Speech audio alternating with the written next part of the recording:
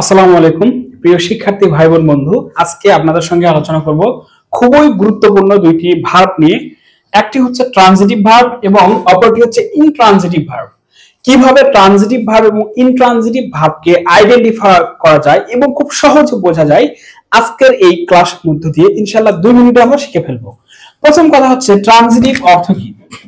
Transitive verb অর্থ হচ্ছে সকর্মক্রিয়া, অর্থাৎ যে ক্রিয়ার অবজেক্ট থাকে, কি থাকে, অবজেক্ট থাকে। এখানে কি বলা হয়েছে, যে ক্রিয়া বা ভার্বের অবজেক্ট থাকে সেটাকে বলা হয় ট্রানজিটিভ ভার্ব বা সকর্মক্রিয়া। এবং এখানে পার্থক্য খেয়াল করেন, যেই ক্রিয়ার অর্থাৎ ইনট্রানজিটিভ কি, যে ক্রিয়ার অবজেক্ট থাকে না, কি থাকে না, অবজেক্ট থাকে না, তাহলে কি থাকে, এই ভার্বের পরে অ্যাডভার্ব অথবা অ্যাডজেক্টিভ থাকতে পারে, কখনো থাকতে পারে কখনো নাও থাকতে পারে।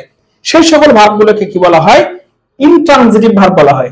এখন আমরা ট্রানজিটিভের উদাহরণ দেখবো, তাহলে বুঝতে পারবো। যেমন he lives in a house। এখানে খেয়াল করুন যে এ হাউস, এটা কিন্তু এই যে লিভস ভার্বের হচ্ছে অবজেক্ট, যার কারণে এটা কি ভার্ব, এটা হচ্ছে ট্রানজিটিভ ভার্ব। এখানে দেখেন যে he has bought a cake, এখানে এই যে bought, he has bought, এই ভার্বের হচ্ছে অবজেক্ট হচ্ছে a cake, তার মানে এটা হচ্ছে ট্রানজিটিভ ভার্ব, তার মানে কি এটা অবজেক্ট আছে।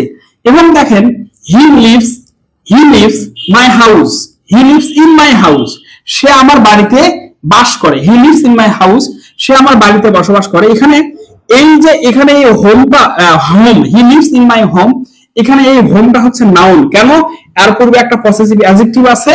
আমরা position of noun, noun phrase এবং নাউন ক্লজে কিন্তু এটা দেখেছিলাম যে কোথায় কোথায় নাউন বসে এবং নাউনের পজিশন। তার মানে এখানে দেখেন এই ভার্বটার অবজেক্ট আছে, যার কারণে এখানে এটা হচ্ছে ট্রানজিটিভ ভার্ব। এখানে খেয়াল করেন ইভা রাইটস এ বুক, ইভা একটি বই লেখে। এখানে খেয়াল করেন যে এই যে রাইট ভার্বের অবজেক্ট হচ্ছে এ বুক, যার কারণে এখানে প্রত্যেকটা ভার্ব, এই ভার্বগুলোকে বলা হয় ট্রানজিটিভ ভার্ব। এখন আমরা দেখব ইনট্রানজিটিভ ভার্ব। খেয়াল করেন হি গোস হোম, আর ইংরেজি বাংলা কি, সে বাড়ি যায়। এখানে কিন্তু এই হোমটা কিন্তু কি নয়, হোমটা কিন্তু এখানে নাউন নয়, এটা হচ্ছে অ্যাডভার্ব। আমি কি বলেছিলাম যে ইনট্রানজিটিভ ভার্বের পরে অ্যাডভার্ব অথবা অ্যাডজেক্টিভ বসতে পারে। ওকে, এখন এখানে দেখা যাক যে হি রাইটস ওয়েল, সে ভালো লেখে। এখানে কিন্তু এই যে ওয়েল, এই শব্দটা কিন্তু একটা অ্যাডভার্ব। অ্যাডভার্বটা তাহলে কি, মাথায় রাখবেন যে অ্যাডভার্ব হচ্ছে ভার্ব, অ্যাডভার্ব, অ্যাডজেক্টিভ এবং পুরো সেন্টেন্সকে মডিফাই করে। যে সকল ওয়ার্ড ভার্ব, অ্যাডভার্ব, অ্যাডজেক্টিভ এবং পুরো সেন্টেন্সকে মডিফাই করতে পারে, সেই সকল সেন্টেন্সকে বলা হয় অ্যাডভার্ব। আর নাউন অথবা প্রোনাউনকে মডিফাই করতে পারে, সেই ভার্বকে বলা হয় কি, সেই ভার্বকে বলা হয় যে সকল ওয়ার্ড নাউন অথবা প্রোনাউনকে মডিফাই করতে পারে, সেই সকল ওয়ার্ডকে বলা হয় অ্যাডজেক্টিভ। এখানে আমরা একটা পার্থক্য দেখি, ইভা ইজ ওয়েল।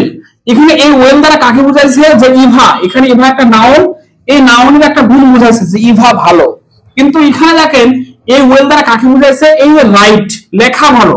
যেমন ইভা রাইটস ওয়েল, অর্থাৎ ইভা সুন্দর লেখে বা ইভার লেখা সুন্দর, যার কারণে কিন্তু এখানে এটা ইনট্রানজিটিভ ভার্ব এবং এটাও ইনট্রানজিটিভ ভার্ব। কেন, এর পূর্বে কোনো অবজেক্ট নাই। আমি আশা করছি এই অংশটুকু আপনাদের বুঝতে কোনো কষ্ট হয়নি, আপনারা খুব সহজেই এখানে বুঝতে পারছেন যে ট্রানজিটিভ ভার্ব এবং ইনট্রানজিটিভ ভার্বের মধ্যে পার্থক্যটা কি। ধন্যবাদ সকলকে আজকে ক্লাসটি এনজয় করার জন্য।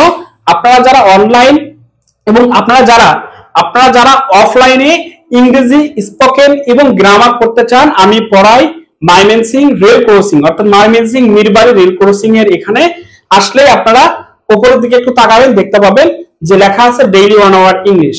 আপনাদের সবাইকে অনেক অনেক ধন্যবাদ আজকের এই ক্লাসটি এনজয় করার জন্য। আসসালামু আলাইকুম।